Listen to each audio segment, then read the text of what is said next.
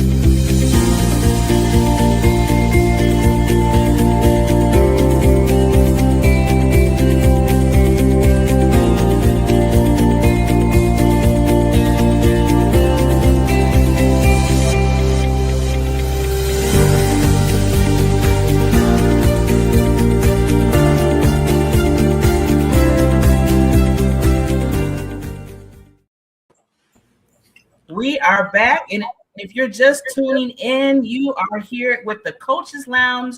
Yours truly, Barbara J. Beckley, and our wonderful, amazing, Dr. Joel D. Smith, King Dr. Joel. How you doing, sir? I am absolutely wonderful. How are you, Ms. Beckley? I'm doing great that you're on the show finally, and we get a chance to meet you and learn from you and the guidance you have given. So I always like to give people their flowers way at the beginning, because you never know. So I always say I have to give them what you're doing with individuals, especially with clarity and strategy. And I tell people, they hear those words, they're like, oh, I got this, I got that. And then I see what they're doing, Dr. Joel, and I'm like, no, you don't really have it all the way. So you're doing such a wonderful job in the leadership area. So yes, ma'am. Thank you so very much for the accolades. Hopefully they are well deserved and they're well earned. Yes, they are. Yes, they are. And believe me, it's always proven when you work with people and then you see them, and I know you see this all the time, how they succeed in their life, and you see them moving the needle on some things that suggestions and things that you gave them. It's like, okay, that is putting a smile in your heart because you're like, okay, I see them doing the work. I see the difference in them. And I think all as coaches and consultants, we really get a high off of that because we're like, yes, they get it. They get it. That's it right there. Yeah, right. It's always wonderful to see the light click on. Oh, yes. And you see that spark in their eye, and you see them take off. It's just like, wow, they actually got it. Yeah. Yeah. And I love what you said about, that spark, because you can literally see when they get it. And it's like some just opens up, and I almost like to say people, it's like, your brain waves and then your soul and everything kind of just open up and said, I got that. Yes. Yeah. Yeah. So it's powerful. And, Yeah. and, and we say to ourselves, okay, it looks like hopefully we're doing a good job here, right? Mhm. So with that, sir, I want to start off by just pulling the curtains a little bit. And what I Okay. mean by that is just really understanding how you started, because you're the founder of Wolfpack Leadership Initiatives, and you've been doing so much in this world for people. But I always know there's a reason why something happened to get you to this level. So can you just share a little bit of your backstory? Okay. I'm going to try to summarize this quickly. Born on Fort Campbell, Kentucky, military brat, as it were. I'm the only son of 6. So I had 5 sisters, 4 older, 1 younger. Grew up in a small little neighborhood called Birchwood Estates right outside the base, predominantly African American. Back in the 60s, there was only 2 locations, Black families could live. One was in Birchwood, the other was downtown in the projects, Lincoln Homes. So that was the beginning of it. Continue on, 2nd grade, lying out in my yard. There's an airport that was approximately 2 football fields away. I could watch the planes. Well, Fort Campbell being the Air Assault Division and having just come back from Vietnam, and Vietnam was still going on, you had helicopters. So I could lay in my yard and watch helicopters and airplanes overhead. So it birthed in me the desire to fly. So I was determined at 2nd grade, 7 years old, that I was going to fly. Oh, wow. Fast forward into college, I'm an aerospace major. That was my bachelor degree. Left the college and came into the military because I simply didn't have the funds to do everything I wanted to do, to go straight to the airlines. The Wolfpack moniker came about. My first assignment was overseas in Korea. I came back stateside and I was at Fort Bragg, and I joined the 82nd Airborne Division, 1st of the 82nd Attack Battalion, and our call sign was the Wolfpack. So outside of Snoopy as my favorite cartoon character, one of my favorites was also the Jungle Book. Okay. And if you knew anything about the Jungle Book and Rudyard Kipling, one of the things that he says within that movie is the strength of the pack is the wolf. Yes. And the strength of the wolf is the pack. Yeah. So joining the Wolfpack at Bragg is the beginning of the Wolfpack journey. Fast forward even some more, 32-year veteran, retired from the military, master's in leadership, master's in organizational leadership, doctorate in business philosophy. I still had this passion to fly. So after, 32 years, multiple combat tours, multiple operational tours, coming up on what will be my 16th surgery, it became quite evident that the FAA probably wasn't going to allow me to continue to fly. And though I am still employed by United Airlines, I don't have my current ticket. And like I said, as I'm coming up on yet another spinal surgery, it's highly likely that they're not going to bring me back. So my bride said, you do realize that through it all, you were more than just a pilot. Yes. Yes. You are a leadership expert. Out of that, the founder of the Wolfpack Leadership Initiative was born. Wow. Powerful. See, that's why I love hearing these backstories. I really do. And I feel like every person that listens to people that help other people in their life, they need to know that, because there's a connection there. Everything that you were saying, Doctor, was from beginning. And I love how you start off at a really young age. You had those dreams. And what you talk about perseverance, I can see that through your whole story, what you talk about, because you persevered in everything. And even now that, like you said, you're dealing with, the health things and having the surgeries, you're still moving. You're still saying, no, I'm not letting this stop me. This is not going to do that. Yes. Stopping is not an option. It's not in the DNA of our people. Nope. We keep going. We keep going. Keep going. Sometimes you be like, they said, what you doing? I said, I got to keep going. I can't even think about anything else right now. Yes. You are so true. Yes. But with that, okay, so I loved how your wonderful queen told you about, you have other skills here that are really powerful. And remember, I started off by giving you some accolades. See, you proved it in every sense of the word. So we got that clear, right? Yes, ma'am. But with that, I love how she said, okay, use what you've been teaching people, and that's in the leadership. I mean, through being in the military and working with like a corporate office and all that, I know a lot of transferable skills came through on that, to the point now you have your own basically business. Yes. So I wanted to ask you, how do you look at when you help people try to transfer them into leaders, like leader thinking? Because I know sometimes it's a process. How do you go by doing that? Well, the first thing that we all have to acknowledge and realize is, number one, we're all leaders in some way, shape, form, or fashion. If you had younger brothers and sisters or cousins, you knew from a young age, even though you didn't acknowledge yourself as a leader, you knew you were a leader because they were always trying to follow you. And if you know anything about becoming a good leader, you had to know how to follow first. Yes. So that all started in the early days. You're talking about kindergarten, you're talking about first grade, on the athletic fields and running around in church, wanting to be with the older kids. Wherever it was, you were learning how to follow. And in a sense, by becoming an effective follower, you were learning how to lead. And a lot of times when we observe people as leaders, even the bad ones, there's some lessons that you can take out of it. Well, I know I don't want to be an authoritarian, so I'm not going to follow that suit. And I like how this one was a servant leader. Yes. They were authentic. They were vulnerable. They allowed their people to feel, oh, I think I might want to model some of that. And then, hey, I need to put it all together and just be transformative. I want to be a transformative leader. So it is a lovely blend of different styles of leadership.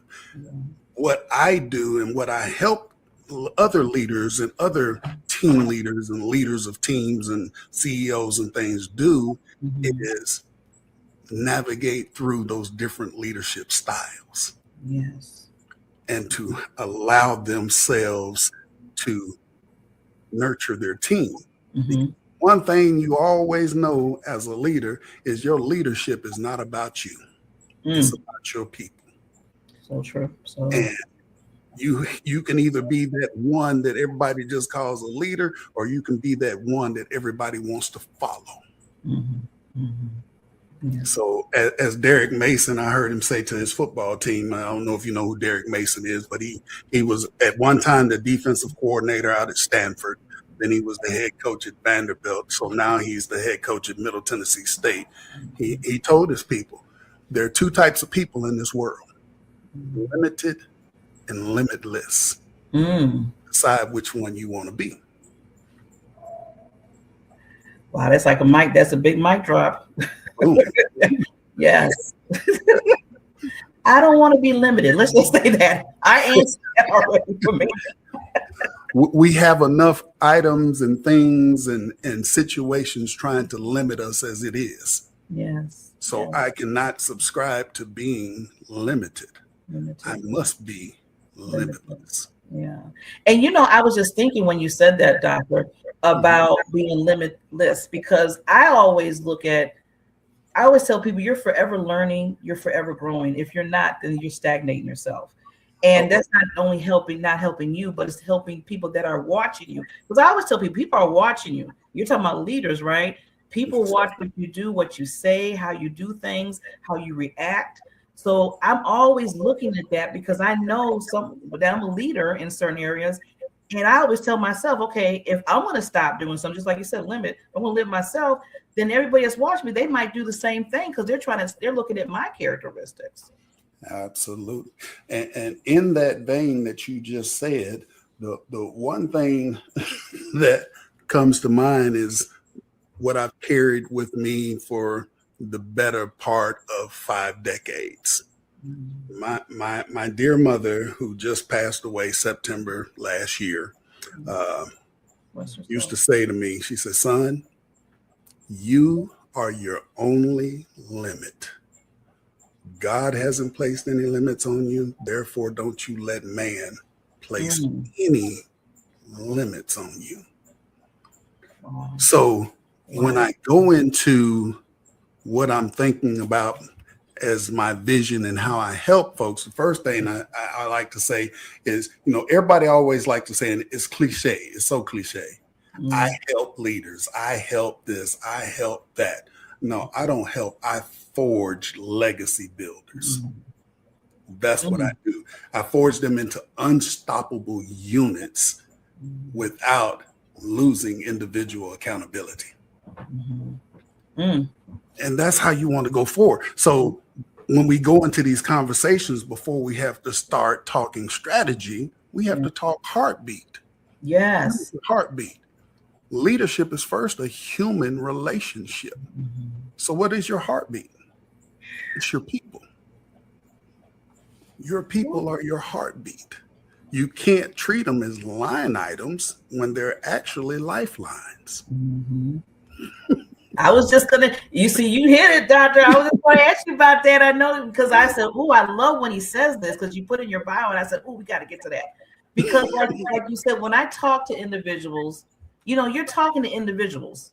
Just by when I say that, you're not talking to like just a group of people or a team. I mean, it's a team, but as individuals, you got to see where they're at, with their heart, and what they want and what they see, because everybody's different. You can't treat everybody the same. So and if they see that you care and you want to see what they're about and ask them those type of questions before you even get into the whole strategy, or like you said, everything else, that's where you need to hone in at. Yes. Absolutely. Before you can move forward, you have to understand where they are. Yes. And to understand where they are, you have to be an effective communicator. You have to be in control of emotional intelligence. And, a good friend of mine who said this, and I will give him his props now, a brother named Mike Dorsey. And I will say he's my brother, even though he's a member of a different fraternity than I am, but I still love him. He said, emotions are great passengers, but they're terrible drivers. So you can't let them get into the driver's seat. Otherwise, for some of us old enough to remember, you're gonna do that Thelma and Louise right off the cliff. They're great passengers because it keeps you on your toes. It lets you know you're alive. It lets you know that you're feeling something. You're adapting something. So I spoke yesterday and I went into the room, and the first question I had to ask everybody is, how did you arrive? Of course, I got some befuddled looks. What do you mean? How did I? Well, did you arrive happy? Did you arrive sad? Did you arrive thinking of something else? How did you arrive? So as a leader, I challenge other leaders to at least once a week, before you go in the meeting, take 2 minutes to just see, how did your team arrive? What is one obstacle that I can remove for you this week to help you move forward in your job? How can I help you to help me? Yes. And when you take on that persona, when you start to think more like that, your people see you more like you're part of us versus us versus them. Yeah. Yes.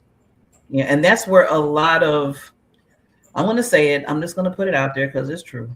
I have no problem. That's where a lot of times in certain corporates, organizations, where they do think, like you just said, the opposite of that, where it's just, it's them and us.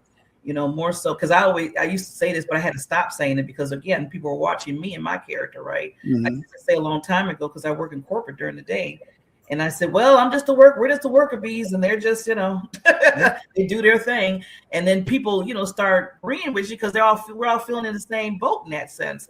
So one day I told myself, this is when I was my younger age of Barbara J. Beckley, I got to stop that. I said, if I'm trying to be a leader, if I'm trying to help people get to the next level, I can't sound like that negative Nancy or whatever you want to call and start saying, well, I'm just this.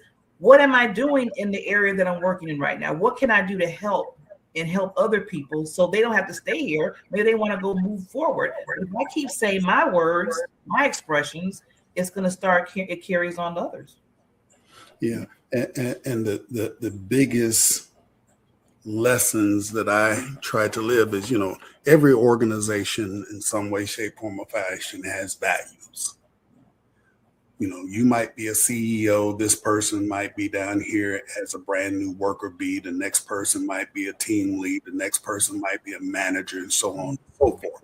So yes, there are some differences, but those differences should never take you away from your values. And if you're leading and you're working with your values in most instances, I would say 99.9% of the time doesn't tell you to look down from on high like you were on a throne. Yes. So having lived your values, you understand that as a leader and as a boss, that the further up the food chain you get, it becomes so much easier to become far removed from the people. Yes. So occasionally you have to come out of what I call your ivory tower and come back to get and check the pulse of people. Because see, if you love your people, your customers pick up on that love. If the atmosphere and the tone of your business is toxic, your customers will pick up that energy. Yes, definitely. If your tone is love and support, your customers pick up on that energy too. Yes. So true. You make that, like you said, you set the tone, you set that foundation, as I always tell people sometimes too, same thing. And they're gonna resonate with that. They're gonna see how that works. And just going back to what you said about values, Doctor, I was just thinking when you were talking about it, we all have to have our own values, what we have first, and understand what our values are, what our beliefs are and stuff. And then that will kind of help us, first of all, where we set ourselves, like if you're working in a company or if you're working on a certain project with somebody or what have you, you have to understand your own values, because that gives you those boundaries to say, okay, I can't work with that because they have the same type of values and beliefs, or the opposite. They might not have the same values and beliefs. So why are you even working that out with them if it's not really, your two are against each other, right? Yeah. And that in and of itself can be hard to navigate a lot of times, because that goes back to what I said earlier. You have to be able to effectively communicate. Yes. And as I said yesterday, we have 5 senses. One sense is specifically meant to listen, but there's another sense that listens more than that. And that's strange. And folks, look, what are you talking about? I said 75% of what we learn comes through our eyeballs, those 2 orbs at the front of your skull. But you reduce it to your other senses, smell, taste, hearing, all those things. And you actually hear more with your eyeballs than you do with your ears a lot of times. What do I mean? You ever been in a conversation and you were so busy watching somebody's body language and how hostile they were that you couldn't hear the words that they were saying? Yeah. You're so busy looking, and then you're like, "What'd you say?" And I'm myself saying that, like, "What did you say again?" I'm assessing the threat environment in front of me instead of listening to what you say. And I see that a lot in families. I see it a lot with kids. So I have a little special drill that I like to do to take the eyeballs out of the equation. It's simple. Sit back to back, and one person is listening, the other and writing, the other person is speaking. You start off with something easy. Okay, you get 2 minutes to get your thought out, say what you're saying.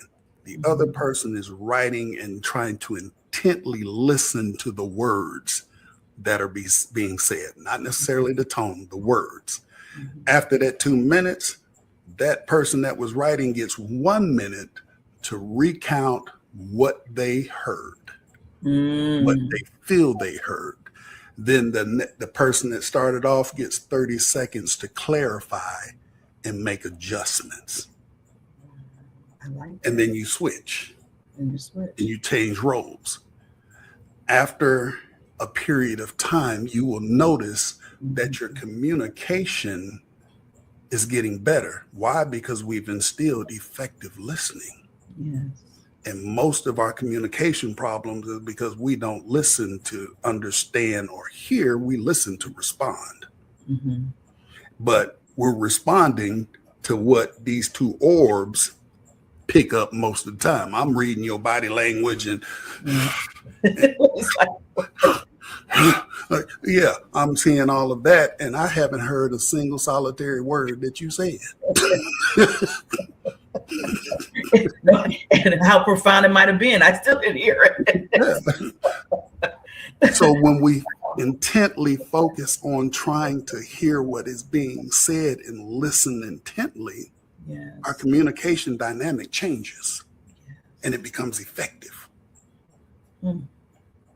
So much good wisdom. And I want to thank your Heavenly Mother too. She gave us some good wisdom too. Thank you for giving me that she gave you. See, this is what I'm talking about, forever learning. I will never shut my stuff down. Never, ever. I tell people all the time, from learning from others, especially when it has like yourself and others that has done this. And I always tell people, why not listen to people that's been doing this for over 30, 40 years? Somewhere down the line, they've been doing something right because they've been here for a long period of time and they've been leading people for a long period of time. Let me give you another dime from Mother. Enjoy what you're doing, because if you're not enjoying it, you're going to mess it up. But more importantly, when you get to the stage where you know everything, it's time to retire because you've just become dangerous. Ooh, that's a good one too. I'm so glad this is being recorded. Write these nuggets down. I never want to be dangerous. Not in that. No. Thank you, doctor. Yes, your mother, so much good wisdom. And see, this is the legacy part about what I like, because helping people be leaders. And your mother was such a wonderful leader, as I can hear all the wisdom coming from her through you, and you're giving that wisdom. See how this all falls down. And that's what I love about that. That's what we're doing all the time. So I want to ask, Doctor, now I always ask people when they come on this show, if you were to name or title this show, what would be your title? And you gave me people, purpose, and perseverance. Yes. The PPPs.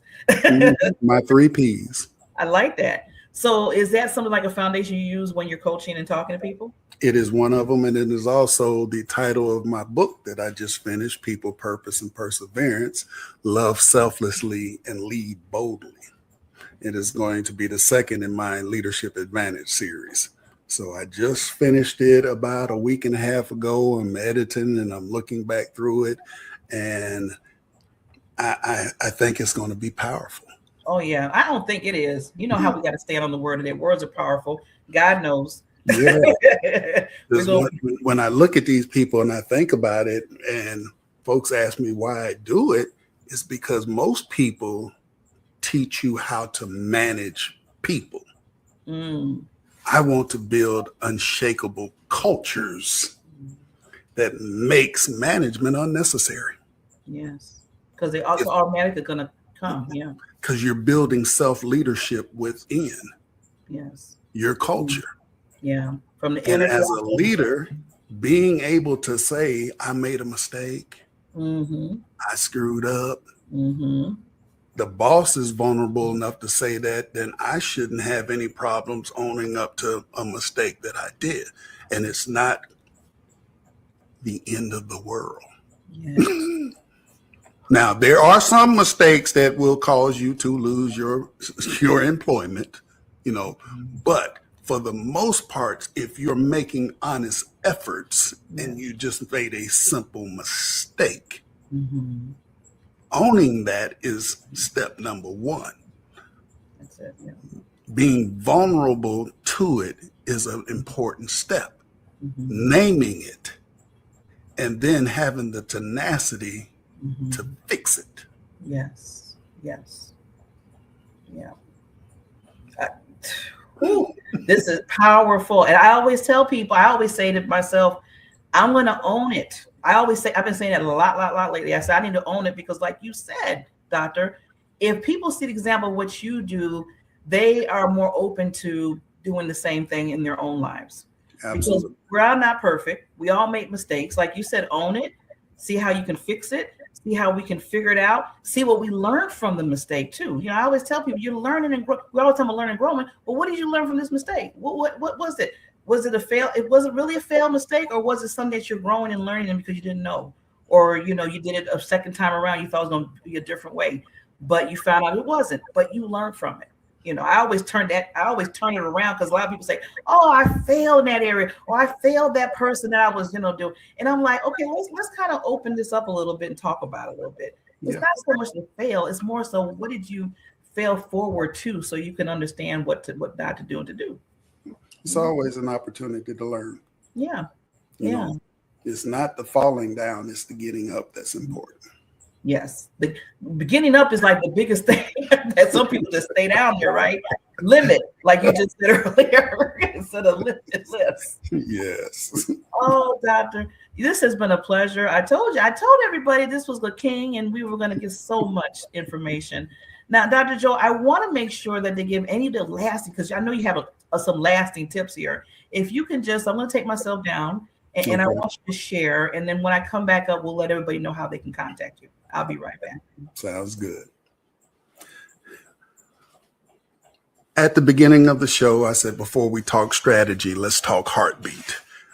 Leadership is first a human relationship. It's not a business transaction. So when I added love into the mix, it is that with the understanding that love at work is not sentimentality. It's a disciplined choice to value people beyond their productivity. That choice isn't soft. It's strategic. When leaders practice it, people feel seen. They invest discretionary effort. And let's tell the truth early. That's the engine of performance and the guardrail against drift. You have to think of it as strategy is the brain. Your heartbeat is the lifeblood. If we only lead by plans and KPIs, we make the mistake that movement has meaning. It's your people. Always keep that at the forefront of your mind and understand that everything you do, you didn't do it by yourself. You didn't lead yourself all alone. There was somebody watching, there's somebody observing, from our children to our relatives, to people walking down the street, to the people that are in your organization. Everybody is watching every step you take, every move you make, how you navigate it, how you move forward. Within people, purpose, and perseverance, I want you to notice, nourish, and navigate. Keep that in your mind as well, and you'll do great. I had to make sure you got all of that out. I said, I'm not going up there because it was so good. I was don't give me a stage. Don't give me a stage. I get on stage. I tell you. I am passionate about coaching and teaching. I know you can see it all in your. I love it. See, that's why I say when you see the passion of somebody, what they really love, that just draws me. That's why I said I'm not going up there until he finishes that complete thing. And I told you that at the beginning when we started. I said, you know what, doctor, I'm gonna let you do your thing because I know you have some things to give to us. So Yes. thank you again. You are family to me now, and I want you to Yes, know ma'am. anything you're doing in the future, like any other books that you're going to be writing, or if you're going to be speaking anywhere, or just anything you want to share. You're Mhm. still always welcome at the Coaches Lounge. This is your home for you. Thank you so very much. I appreciate you. Oh my God. So everybody, again, please, I'm going to put it up here again. I want to make sure people see how to contact Okay. Dr. Joel.